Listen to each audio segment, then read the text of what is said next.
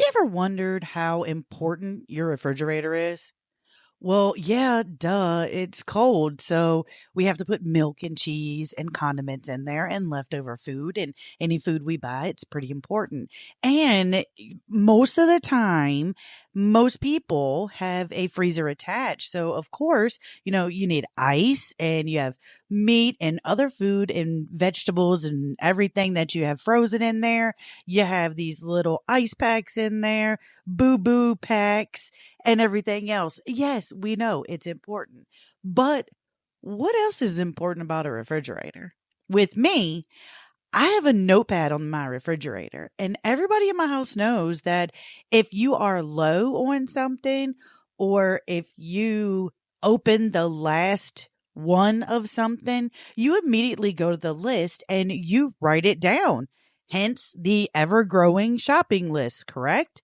Well, I also have something else really important on my refrigerator. I have magnets. Every time we go somewhere, y'all, we always try to get a magnet. I love collecting magnets. Magnets hold pictures and um invitations that we've been invited to things. It holds graduation announcements. It holds my nephew's little coloring book pictures that he drew when he was little. And what else? My refrigerator, the most important part of my refrigerator, something that you open and shut.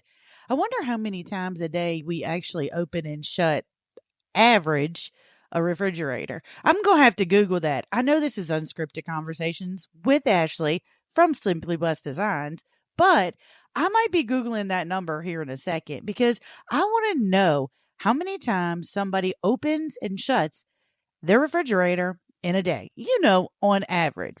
Get to the point, Ashley. I'm getting there. I'm getting there. Okay, so in the front of my refrigerator, I have a magnet calendar with dry erase markers. Yes, that is the most important thing with my refrigerator. I promise it keeps me in check.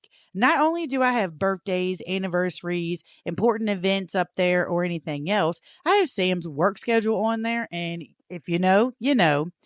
And I also write meals on there. So I am so weird, right? On the weekend, Saturday or Sunday, depending on which day it is, I plan out my meals for the week before I go to the grocery store. That way, I know exactly what I'm going to be purchasing from the grocery store.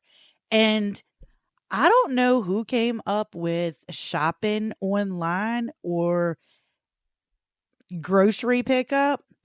And I know some of y'all probably are lucky live in places where they actually deliver your groceries, but not in this little town. Okay. We have 3 stoplights. Yeah. No.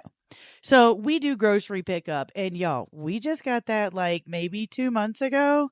I'm so excited, but that saves a tremendous amount of money. Why?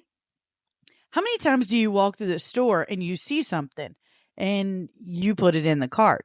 How many times are you with your husband, your boyfriend, your girlfriend, your significant other, and they just start chunking things in the cart? How many times are you with your children, your grandchildren, friends, whatever, and you just start chunking stuff in the cart?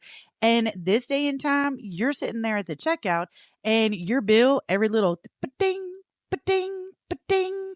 When I see that grocery cashier swipe, because we don't have do it yourself here yet. I love it at Walmart. Self checkout is amazing. We don't have it at the grocery store, but I see dollar signs every single time. And so then when they're finished swiping all your scanning, I guess, all your groceries and everything else that has been thrown in there, you have a $200, $300, $400 bill. What in the world? What did I just buy? Yeah, no. Grocery pickup is best thing since sliced bread because I literally sit down on Saturday or Sunday. I plan out my meals. Monday, we're going to have spaghetti. Okay, I'm going to need noodles, sauce, hamburger, and bread. Usually we do the regular bread and we do like a specific kind of garlic butter for the bread. So I make sure that I have all of those ingredients for that item. So when you write down your menu of what you're going to have every night, including Saturday and Sunday, y'all, including skipping a night that you're not going to cook, because what are you going to do? You're going to pull out all of those leftovers out the fridge, lay them on the island, and be like, here you go, buffet tonight. Have at it. So you know what your meals are.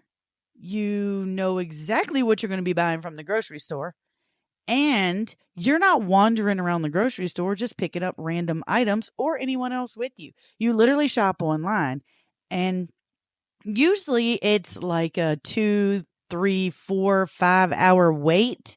Anytime I shop at like Walmart or something and do the pickup, but my grocery store, it's local, small town. In 30 minutes, you're going to get a little ding on your text saying your groceries are ready for pickup. Sweet. And I just send Cameron, go get the groceries, or I'll get them. How easy is that? So yes, the calendar on my refrigerator is one of the most important aspects of the whole thing. And the refrigerator door is a little thin. So it's dry erase. Every time you go to grab that handle to open the door, somebody's fat little fingers swipe the calendar. Mom has a meltdown. I have a meltdown. Oh my gosh, did you just wipe off half of my calendar? I mean, it's big. They take out like a whole day. Who even does that? Oh, these fingers.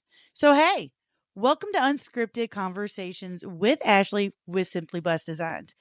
I am so glad you are back. I'm sorry it's been a while, but I had to think of some things to talk about. I started this podcast, this one that I'm recording now, literally just 7 minutes and 10 seconds ago, but I started it several times and I don't know what happened. Y'all, I can have a conversation to a tree, really. But I sat down with my mic and I got a cup of coffee and I got my computer out, opened my program, and I'm sitting here like, what are we going to talk about?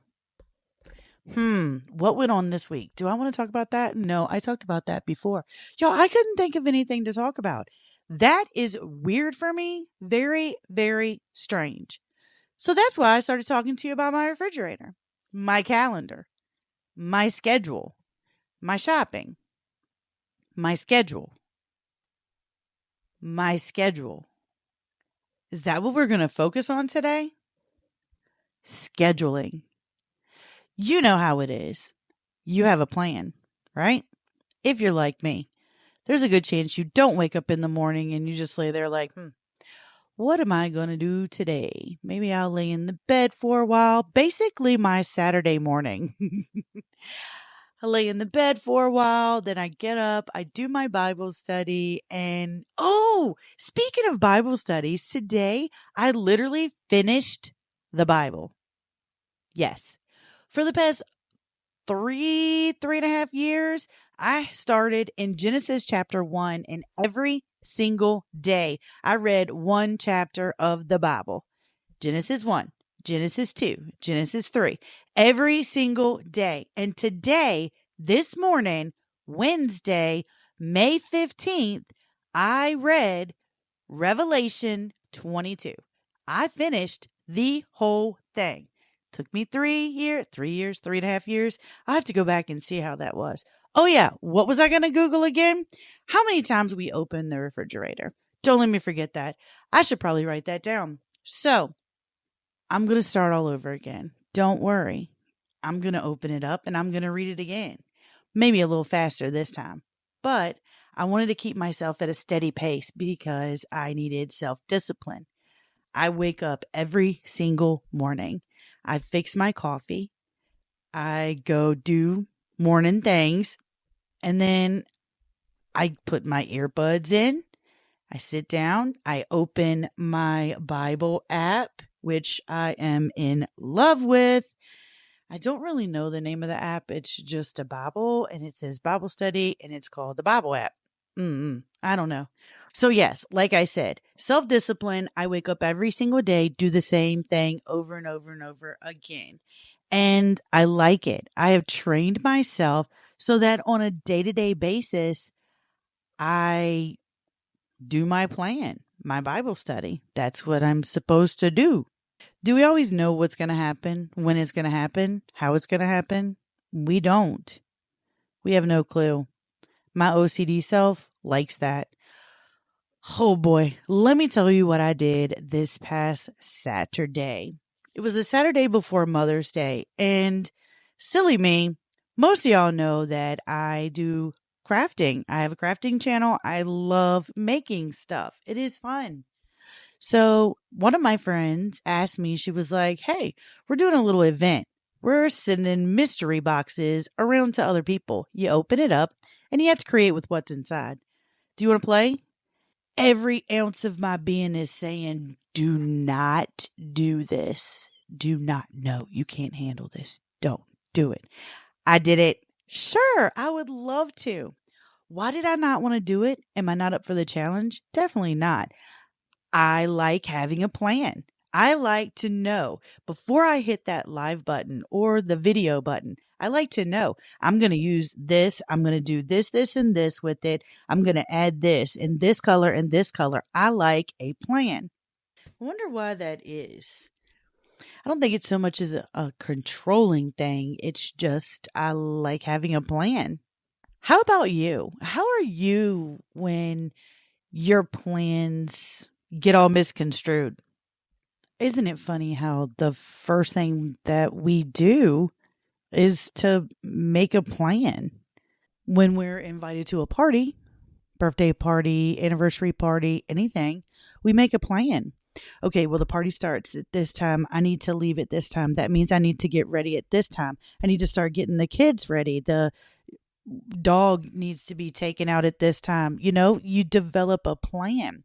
Well, the week before, I'm going to run to the Walmart so I can get a gift there, or I can run to the florist here and I can get a gift there. But if I actually do it now, I have a month and a half until this party transpires. So I might be able to order something online. We develop a plan. That's what we do. A schedule, whether it's for your day, for your activities, for your kids' activities, grandkids' activities, for your doctor's appointments, for your day-to-day living. And sometimes, y'all, when I was going through the grocery store, going grocery shopping, please tell me somebody else did this. I would literally rewrite my grocery list as the layout of the store. Hello. That's bad, isn't it? That's definitely a plan. And like I said, what happens when something goes wrong and your plan doesn't go according to the way you planned it? Do you flip out? Do you get upset? Life is like that. The school that I went to, before you could graduate, you had to do volunteer work so many hours. Plus, you had to shadow different people within different industries that you wanted to work. So I was always jumping on the hospital because there's a hospital in the same town where I graduated. I wanted to be a neonatal nurse. Went to college. I went to North Carolina Wesleyan College and studied business. I decided that I was going to create my own sock company, Unusual Socks. Man, if I had done that, it'd have been awesome because look at the unusual socks in the world this day and time.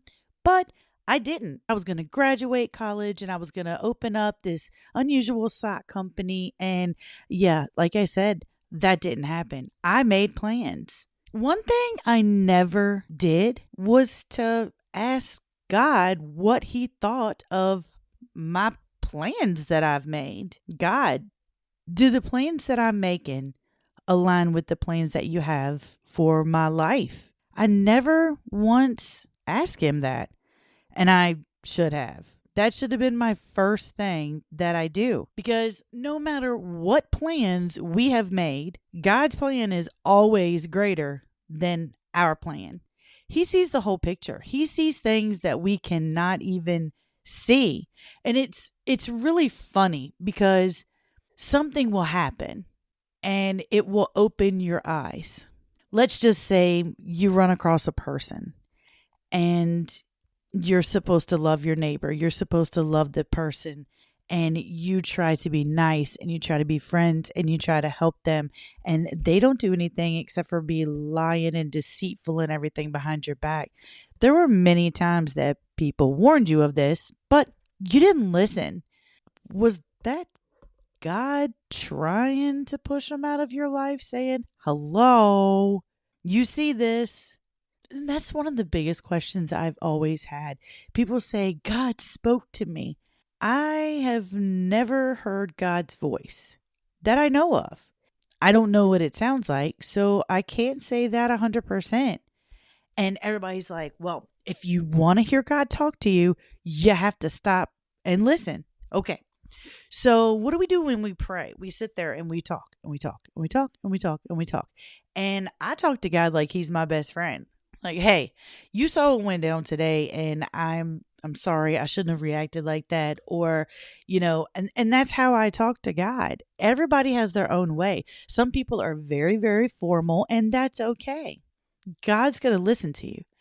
But with all the prayers and everything, when are we just quiet to listen? I did that. I've done that several times. I'm like, okay, God, everybody talks about hearing your voice, and you need to stop talking and you need to shut off your mind. You need to be completely silent. Have you ever tried to shut off your mind, especially if you have an ADHD mind? Oof, that's hard. So I did it one day. I know I did it. I'm almost 100% certain I did it. I was sitting in my chair. I had my coffee sitting in front of me. My Bible's open. My notebook is sitting there. I have my pen laying on it. You got a mental picture yet? Huh? And I'm like, okay, God, you know what's on my heart. Now, I'm going to sit here quietly and I want to hear from you, right? Ready? Go. Hup. And then 2 seconds later, I sat here and I looked up and I said, why am I holding my breath? Why did that just happen? Like, literally, I was like, okay, God, ready? Go. Why? What did that do? But I do remember up until that point, I was completely silent. I was quiet. There were no thoughts running through my head for about 2 seconds. And then, hello, ADHD kicked in. Dummy, why are you holding your breath? I don't know, so I can listen better. Maybe it was to make me focus on something else, because I don't know about y'all, but this morning, Zena Grace jumped on me in the bed. I was dead asleep at 4:50 a.m. 4:50 a.m. Was not happy. But once that happens, I'm up, because as soon as I lay back down, what do? I start going through my plan. Oh, okay, well, today I have to do this and I have to do this and I have to remember to do this. And I never responded to that person and I need to answer them. And I probably need to get a pen and paper out and make a list. Does this happen to you? Sam? No. First of all, he doesn't hear anything. An atomic bomb could go off beside his head while he's sleeping, and he is never going to miss a beat. If the dog does jump on him, he fusses, Zena Grace, get in the bed. And then next second later, he's back asleep. I don't know how he does it. It's amazing. But it's not me. My plan, my schedule, my brain immediately starts rolling. Okay, well, it's 10 minutes after 5. I'm laying here and I've gone through everything under the sun, including probably figured out how many colors there actually are, just random weird thoughts. I've probably sang 3 or 4 songs, talked to God a couple of times, thought about, should I pick up my phone? Maybe I should scroll through Pinterest. Does this happen to y'all? Is it just me? Oh, but once that plan sets in and that brain starts going, it's all downhill from there. I don't know how I lay in the bed at night and go to sleep. So things change. My alarm wasn't scheduled to go off until 5:45, but Xena Grace decided to jump right on top of me on my stomach at 4:50. I was laying on my back. I was probably snoring too. She was probably like, "Mom, shut up." So that wasn't my plan, but it was her plan. She was getting up on the bed. We always need to remember that God's plan is always greater than our plan, no matter what. His plan for us might not even align with our plan. And one of the keys to staying confident in his plan, no matter what, we have to trust him. I've heard so many people talk about, well, it was God's plan for me to sell my house and just sell everything. It's even in the Bible, and just move to this place and live with these people. And I know it's in the Bible. If you want to be my true disciple, give your life up for me. Even materialistic goods, they're materialistic goods.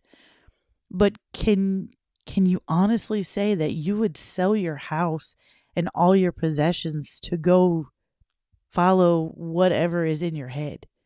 How do you know that God put it on your heart? How do you know that that's what you're supposed to do? I'm not supposed to ask that question, am I? God already knows.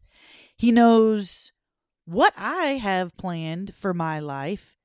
He knows my struggles. He knows my disappointments. His plan is that's the one that we have to live by. Proverbs 3:5, trust in the Lord with all your heart. Psalm 37, 4-6, commit your way to the Lord.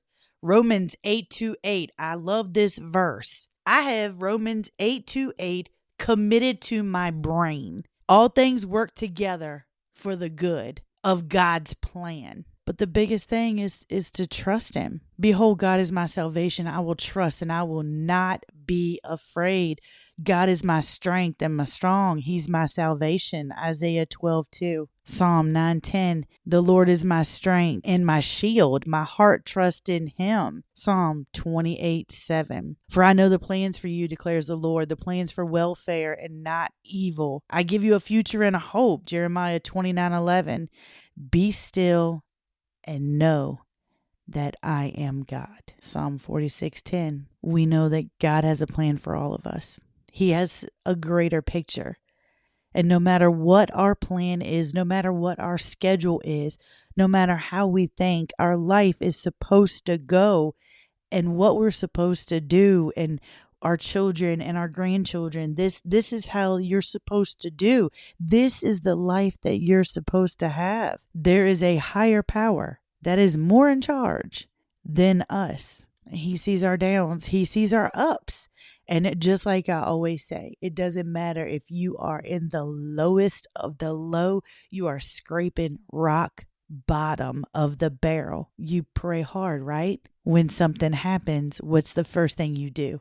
You hit your knees and you pray, God, why? We know that we are supposed to trust in God. We know that he has a plan for each and every one of us. And we know that every single thing that happens is for the greater good, is for his plan, because each one of us has been called according to his purpose in his plan. That's one thing I love about Romans 8:8. All things work for the good of those who love God, and we have been called according to his purpose, his plan. So no matter if you're at the bottom of the barrel or you're on the highest mountain, you thank God, because there's some reason, something good that you can find out in all of it. Even if you think you're at the lowest of the low, there's nowhere to go but up. And you talk to him because he hears you. He hears every single word that you say, whether it's a thought, whether if it's just on your heart. That's the biggest thing. God cares more about your heart than anything else. He doesn't want you to put bad vibes and bad words into the universe. He wants your heart to be good, and my life may not be going the way that I planned, but it's going exactly the way God planned it. His plan is always the best. Sometimes the process is painful and hard, but when it's painful and hard, that's when God is silent and he's doing something good for you. Something good. It's his timing, his will, his plan, his glory, not ours. Faith is always trusting when you don't understand his plan. Whenever I hear anything about faith, you're going to laugh at me. It always brings me back to remember a movie that I watched when I was little. Indiana Jones. I don't remember which one it was, but it was Indiana Jones, and he had to go through all these obstacles and beat all these booby traps, kind of like the Goonies, to get the cup. And when he gets the cup and he's got it and he's leaving and he's running away, there's more booby traps. He comes across a cliff and then he thanks, and I don't remember exactly what he said, but I know he picked up sand. Faith is believing. Faith is trusting and believing. He picked up a handful of sand and he threw it out over the edge of that cliff. And do you know what that sand showed him? It showed him a way. The sand showed him a walkway from one side of the cliff to the other. And that is exactly what God gives us. That is what we find in the Bible when we read it, when we study it, when we trust in his plan. That's basically us picking up a handful of sand, throwing it, and seeing our path, seeing our walkway. And y'all, it doesn't get any better than that. Because when you follow his plan, you're on the highest mountain and you hit your knees and you thank him. Not only do you thank him for the good blessings that he has given you, because it doesn't matter if you are on the bottom of that barrel, if you are rock bottom, you woke up. So you know what? You have something to be thankful for. Many plans are on a person's heart, but it's the Lord's purpose that always prevails. Proverbs 19:21. Your circumstances don't dictate God's plans. God's plans work out despite your circumstances. So even though you have a plan, make sure you check to verify that it aligns with his. Thank you so much for listening to me. I hope we can all benefit from this, me included, and we can follow and trust in God and the plan that he has set for our life, because that's the greater plan. Thanks, y'all.